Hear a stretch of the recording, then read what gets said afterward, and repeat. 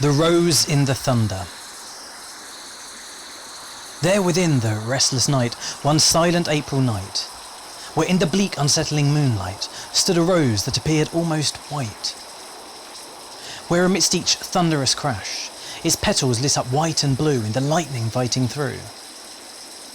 I watched the rosebed in which it lay, in the dying light of day. I watched where in the day it had stand with pride and admired, as if the star of some cabaret.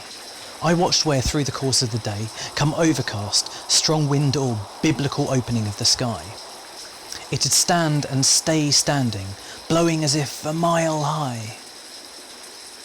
What of the rose on this night?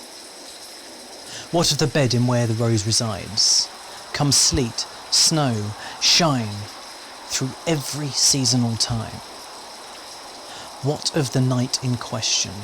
The rain caught the night sky unaware, and where the rose could not prepare for the torrential pour that were to fall, where the rose did dance among the night's current of air, saw flare the night, unlike any other discovered, it shied away that night.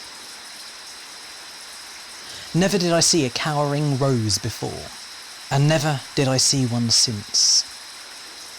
I waited, watched, and wore the light of the bright lamp sat beside me. I just watched and watched. I waited some more.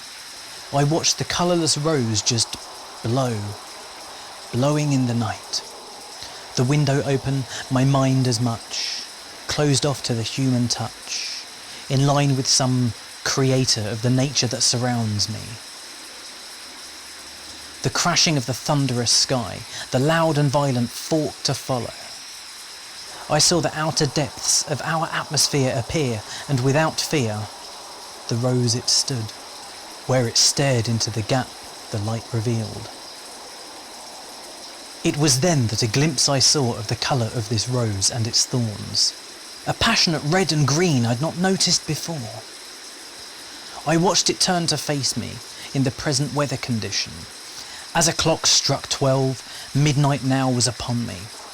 The rose still glancing up toward me, dancing still this hour. There was a beauty about its unruly yet captivating dance, lit by moonlight, as if in a spotlight there for all to see, but at this hour, just for me. She stood above the rest, as you might have guessed, slender in her elegance and splendour, splendiferous in her magnificence and wonder. I wonder, does she dance to be free? I wonder, will the rose dance with me? As the chiming clocks ran through to the hour of 2, the street lamps glimmered in the rainy shimmers that saw the moonlight grow dimmer. I struggled to see the rose at points, where I felt from me it hid away, to gaze at the light which the lamp did radiate in a beautiful way.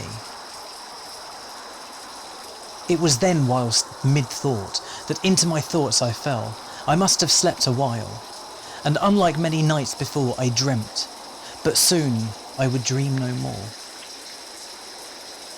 My dream was of the rose in the thunder, and it fell to the sky that it was under. I dreamt the rose lacked the strength it needed to remain that night. I dreamt it fell victim to the winds that lifted it from its roots.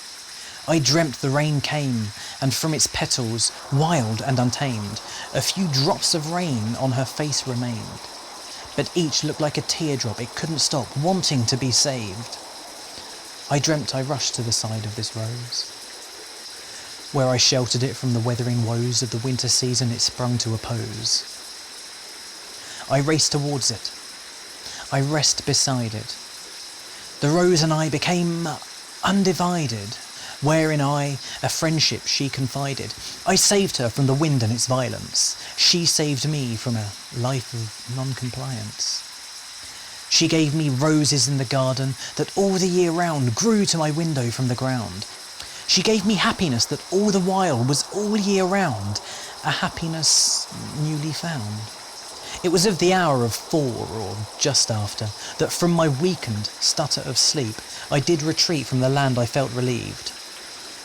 I woke to higher winds, each crashing sin, blasting through the window, smashing, knocking from the walls in cluster all the trinkets ornate and lustre. I walked a foot or two to close the window, the wind did blast through. Barefoot, staggered, slightly dreary, the night coming to an end, one eerie. My mind combined the frightening beauty so fiercely, and slipped upon the surface floor, where from the place I slept before, a vase lay scattered, shattered, flawed, where from my hand a crimson mess poured. This crimson red I can't ignore, when compared to the rose I did adore. I heard the birdsong breaking free. I staggered to the window, me, my thoughts and she, the rose still swaying in a forceful gale, crying with rainy tears and pale. The dream I dreamt, now one of yore, saw I to myself I did implore, to head to the side of the rose this hour and protect her from the ghastly showers of which no April had seen before. I wore an overcoat over my clothes, some slippers soon to be soaked and dampened. I ran in the direction of the garden, so as not to see this rose abandoned.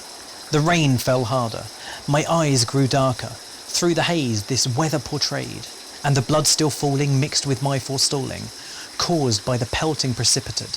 When I fell to my knees beside this beauty, I felt a beast, as just when I arrived, the wind took and deprived the beauty all night I'd seen. It kept within this scene a withering eye, and saw go the head of the rose some few feet further with every gust that blows. My sleep betrayed me, my dreams evade me, they falsified a place and there delayed me. Despite the weather I went out braving, the rose in the thunder I did not end up saving.